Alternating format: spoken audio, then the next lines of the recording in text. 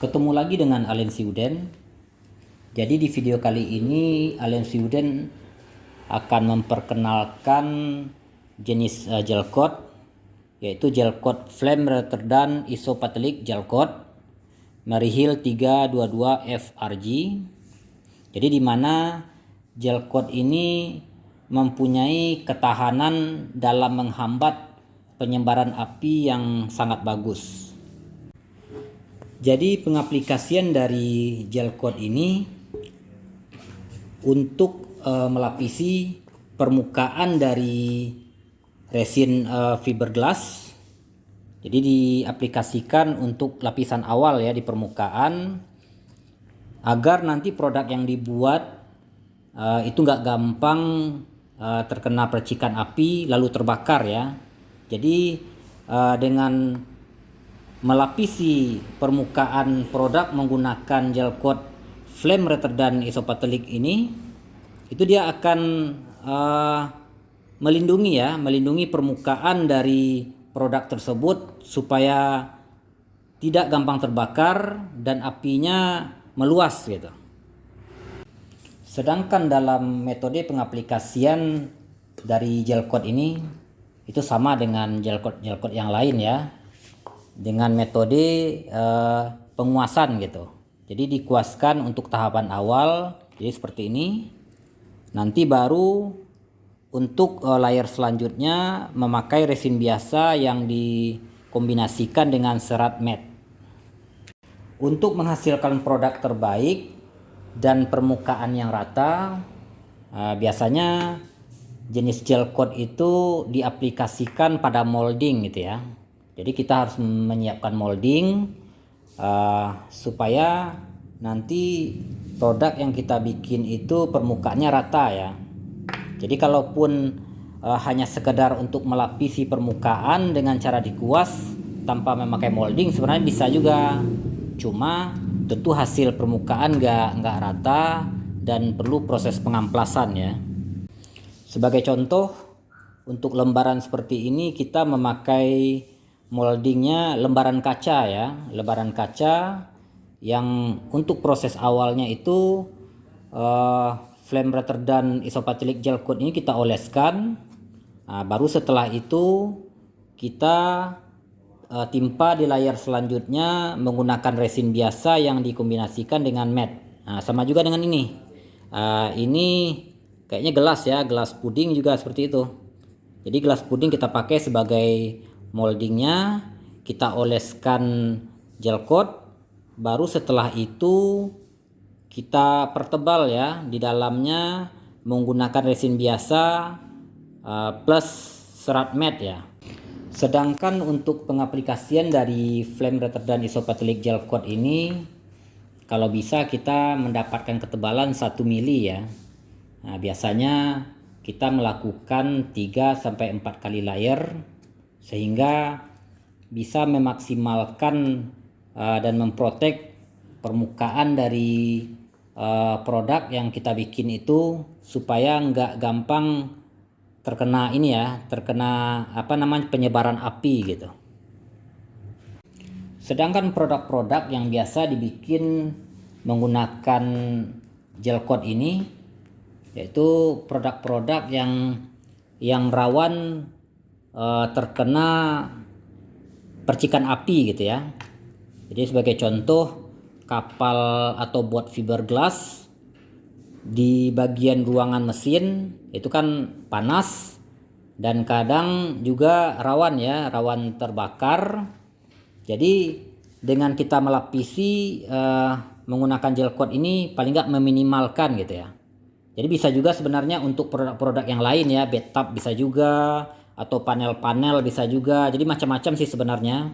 Yang penting produk ini diformulasikan untuk menahan dan meminimalkan gitu terjadinya penyebaran yang lebih luas gitu maksudnya. Sedangkan karakter dari gel coat Merihil 322 FRG ini itu tentu saja kental ya, sesuai dengan namanya gel coat gitu ya. Kalau gel coat itu kental gitu ya. Jadi terlihat fungsi kekentalan ini supaya diaplikasikan pada bidang vertikal ya, bidang vertikal atau miring. Gel coat ini tidak gampang melorot gitu, sehingga pengaplikasiannya bisa didapatkan secara rata gitu ya. Untuk warnanya, jadi ini warna standarnya ya. Warna standar belum dikasih pewarna, itu berwarna white pink ya. Jadi putih ke pink warnanya. Untuk mendapatkan warna-warna yang lain nanti contohnya warna putih, abu-abu, black dan lainnya, itu bisa nanti ditambahkan dengan pigmen ya, pigmen true color. Jadi macam-macam warna bisa ditambahkan sebanyak 1-2% supaya nanti bisa mendapatkan warna yang diinginkan. Selanjutnya kita masuk kepada bagian terpenting, yaitu pengetesan gitu ya. Jadi untuk pengetesan ini kita butuh beberapa sampel sebagai perbandingan gitu ya. Jadi sampel-sampel ini, yang pertama ini flame retardant gel coat. Jadi kita bentuk lembaran setebal 1 mili.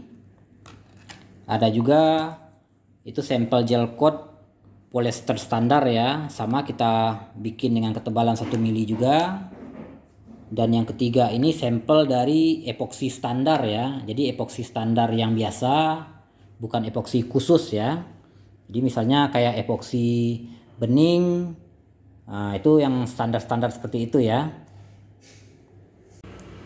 Jadi ketiga sampel ini akan kita uji ya, akan kita uji bakar.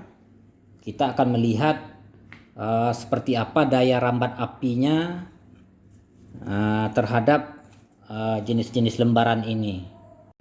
Kita masuk kepada pengujian bakar ya. Jadi dalam 3 sampel ini, yang ini jenis flame retardant gel coat, ini gel coat polyester standar, dan yang ini jenis epoksi standar gitu ya. Jadi ketiganya akan kita coba bakar dan kita lihat kekuatannya dalam menahan penyebaran api gitu ya. Kita mulai membakar epoksi dulu ya.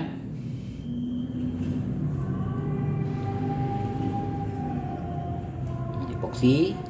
Terus yang ini jenis gel coat polyester standar biasa, apinya nyala ya. Jadi dia merambat ya sampai habis nanti. Jenis dari epoksi dan gel coat polyester standar gitu ya. Sedangkan kita lanjutkan yang flame retardant gel coat ya. Jadi kita lama melakukan pembakarannya.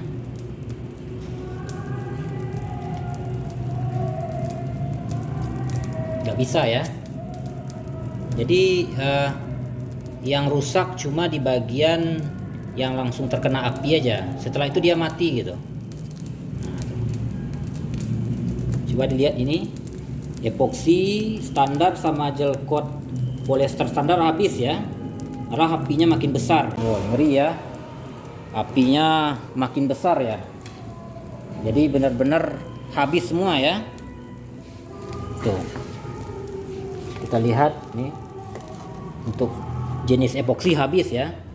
Yang polyester juga nih, yang gel coat yang terbuat dari polyester standar juga habis.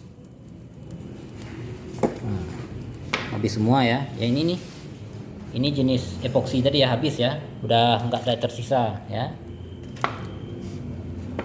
Sedangkan yang ini nyala terus ya, sebenarnya sampai habis juga ini yang gel coat standar ya. Sedangkan jenis flame retardant itu rusak di bagian yang terpusat api aja ya. Jadi dia nggak terbakar habis. Jadi pas terpusat aja. Jadi contohnya seperti ini.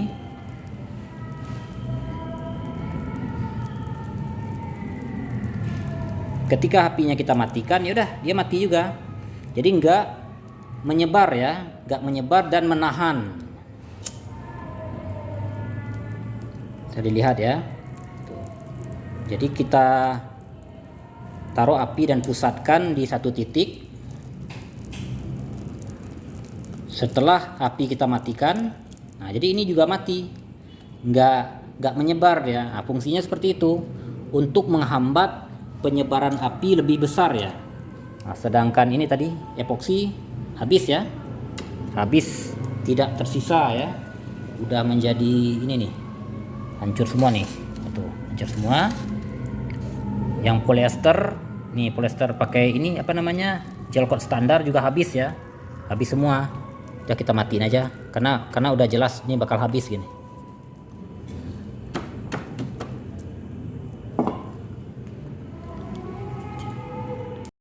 Oke, kita udah memperlihatkan uji coba sampel ya, udah terlihat. Jadi yang flame retardant gel coat ini cuma terbakar di titik api yang kita pusatkan tadi ya. Nah, jadi dia nggak nyebar. Sedangkan yang ini, yang jenis gel coat polyester standar juga sebenarnya bisa habis nih karena dia jatuh aja. Kalau nggak habis nih, sama seperti epoksi ya, epoksi standar kan habis nih, nggak tersisa gitu. Jadi flame retardant gel coat ini bersifat menghambat ya, menghambat penyebaran api gitu. Bukan berarti jika kena api itu dia nggak ini ya, nggak rusak. Jadi tetap rusak dia ya. Jadi rusak di posisi titik api yang terkena gitu. Jadi misalnya titik apinya di sini, ya udah di sini aja dia nanti yang akan rusak, hangus ya. Nah, di posisi sudut aja. Tapi setelah itu saat apinya udah mati, dia nggak nyebar sampai habis gitu ya. Jadi cuma di area yang terpusat api aja sebenarnya gitu. Jadi kesimpulannya, gunakanlah bahan-bahan yang sesuai dengan kebutuhan pengaplikasian. Jadi kalau kita ingin membuat produk yang tahan terhadap api dan penyebaran, sebaiknya kita menggunakan jenis gel coat flame retardant isopatelic gel coat.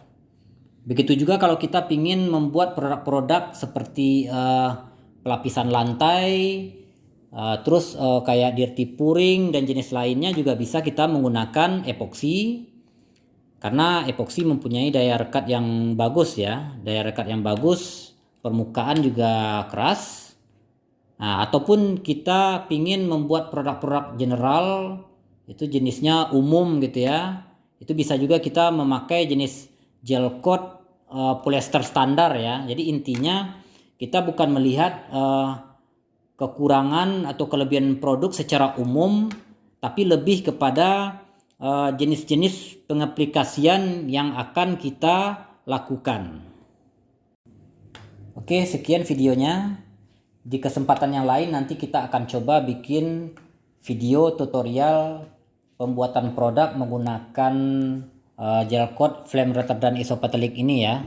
Misalnya kita bisa membuat bathtub ya, bak mandi, atau panel-panel yang membutuhkan ketahanan api lebih, atau produk-produk yang lain. Yang penting nanti kita harus menyiapkan dulu paling enggak moldingnya ya, atau cetakannya, supaya tutorialnya lebih lengkap nanti ya. Terima kasih sudah menonton.